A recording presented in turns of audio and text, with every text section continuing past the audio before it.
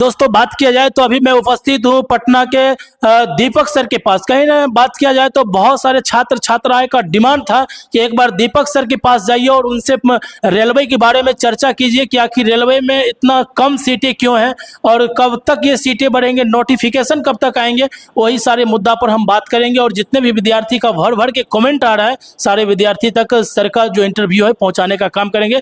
तो चलिए सर से बातचीत करते हैं। बहुत बहुत धन्यवाद सर। सर बात किया जाए तो बहुत कम सीट ग्रुप डी में देखने के लिए मिलता है क्योंकि विद्यार्थी बेसब्री से इंतजार कर रहे हैं सर। एक्चुअली आपका जो सवाल है कि बहुत कम सीटें हैं, तो हम तो पहले कई चैनल्स पे भी अपनी बात रख चुके हैं और कहीं ना कहीं आज की फाइनल न्यूज़ ये है, आज की जो फाइनल मुद्दा ये है कि मेरी बात और विद्यार्थियों की बात और जिनकी जिनकी भी बातें हैं वो सब सारी बातें आयोग तक पहुंच चुकी है। ठीक है, और आयोग इस बातों पे संज्ञान भी ले रहा है। आप सुने होंगे या नहीं सुने तो मैं बता देता हूं। AIRF all India railway federation एक संस्था है जो कि बहुत बड़ी संस्था है, जो मुद्दों पे बात करती है, यूनियन पे बात करती है। ठीक है, मतलब रेलवे का बहुत बड़ा यूनियन है AIRF all India railway federation वाला। ठीक है, तो उसके जो चीफ सेक्रेटरी हैं उनका नाम है शिव गोपाल मिश्रा। तो उन्होंने अपनी बात को रेल मंत्री तक पहुंचा दी है और रेल मंत्री और उनकी जो बात हुई है अश्विनी वैष्णव की और जो उनकी बात हुई है उस बात में चीजें ये निकल के स्पष्ट आ रही है कि ये जो 32,500 के आसपास जो सीटें हैं जी, ये सीटें बढ़ करके लगभग 60,000 के आसपास होने वाली है जी। तो सारे स्टूडेंट टेंशन में नहीं रहे जी, मन लगा के पढ़ें। और मैं क्लियर करता हूं कि ये सीटें बढ़ करके 60,000 के आसपास जाएंगी और ये खांसी हो रही, सीटें बढ़ करके 60,000 के आसपास जाएंगे। और ये जो 32,500 सीटें हैं, ये 32,500 सीटें नॉन ITI वालों के लिए है और ITI वालों के लिए अलग से सीटें।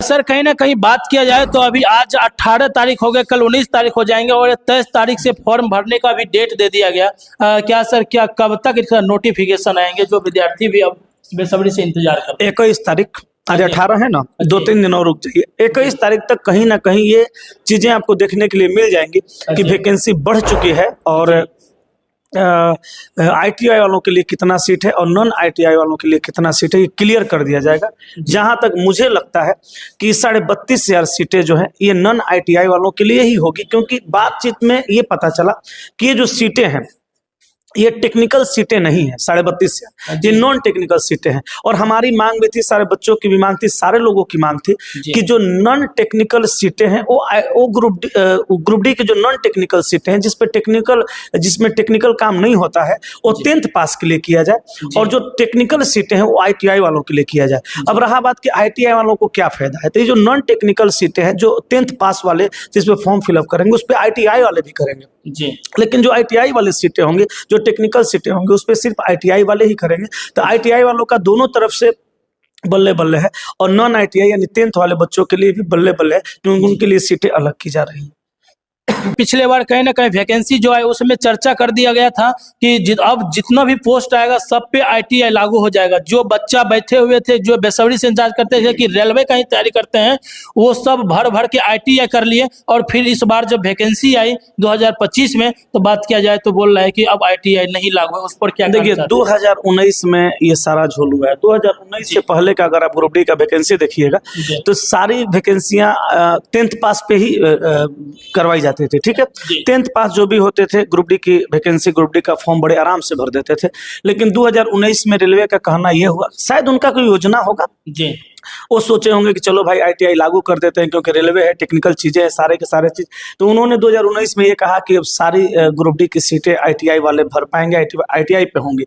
तो सारे बच्चे तो भाई ITI कर लिए, कोई कर्ज लेके किया, कोई खेत जमीन बंधकी रख के किया, किसी तरह से कोई कंपनी में काम करके किया, सारे लोग ITI कर लिए। लेकिन अब रेलवे का ही कहना है कि हम ITI हटा रहे हैं। तो इसी बात को लेकर के तो बवाल है और इसी बात को लेकर के बवाल है, इसी बात पे हम लोग शुरू से आवाज उठाते जा रहे हैं और कई स्टूडेंट भी ट्विटर कैंपेन में भाग लिए, कई शिक्षक भी भाग लिए। हम सारे लोगों ने ट्विटर कैंपेन करवाया जी और ये बात कहीं ना कहीं रेलवे के कानों तक पहुंच चुकी है। तो बस 2-3 दिन और इंतजार करना है। 21 तारीख तक कोई ना कोई क्लियरिफिकेशन आ ही जाएगा। जी। जहां तक मैं जानता हूं जी। कि हाँ भाई, सीटों की संख्या बढ़ गई और इतनी सीटें इनके लिए और इतनी सीटें इनके लिए हैं। कहीं ना कहीं जितने भी विद्यार्थी का बेसब्री से इंतजार था, वो अब इंतजार का घड़ी आ गया है। 21 तारीख तक आपका नोटिफिकेशन आ जाएंगे और देखने के लिए मिल जाएंगे कि ITI के लिए और नॉन ITI के लिए भी कितना कितना पोस्ट है, सारा चीज देखने के लिए मिल जाएंगे। तो सर सर बात किया जाए तो अभी सर कंपेनिंग चल रहा है, ताकि ITI वाले जो है वो कहते हैं कि नहीं, टोटल पोस्ट पे सिर्फ ITI वाले ही होना चाहिए, क्योंकि अगले बार क्यों बोले। नहीं, देखिए, जी। ITI वालों के लिए तो सारा सीट है ये है। जी जैसे जो सीट टेक्निकल नहीं है जी उस पे तो ITI वाले भी भरेंगे और 10th वाले भी भरेंगे, और जो टेक्निकल सीटें हैं उस पे सिर्फ ITI वाले भरेंगे। तो ITI वालों के लिए तो 100% सीट है। जी। जो 10th पास हैं विद्यार्थी, उनके लिए जो अलग से सीटें निकाली जाएंगी जी। वो उनके लिए होंगी। जी। ITI वालों के लिए सारी सीटें हैं, लेकिन 10th वालों के लिए जितना सीट निकाला जाएगा उतना ही होगा। जी। कहीं ना कहीं जो विद्यार्थी का मुद्दा था सर के, आप सुन ही लिए होंगे कि सर सारा चीज बयां कर दिए हैं कि आप लोग इंतजार करिए 21 तारीख तक और आपका सारा क्लियर हो जाएंगे, ITI वाले और नॉन ITI वाले दोनों का। सर एक बात किया जाए, अभी विद्यार्थी का बहुत सारा कमेंट रहता है कि सर टेक्नीशियन का कब तक रिजल्ट सर जारी कर दिया जाए।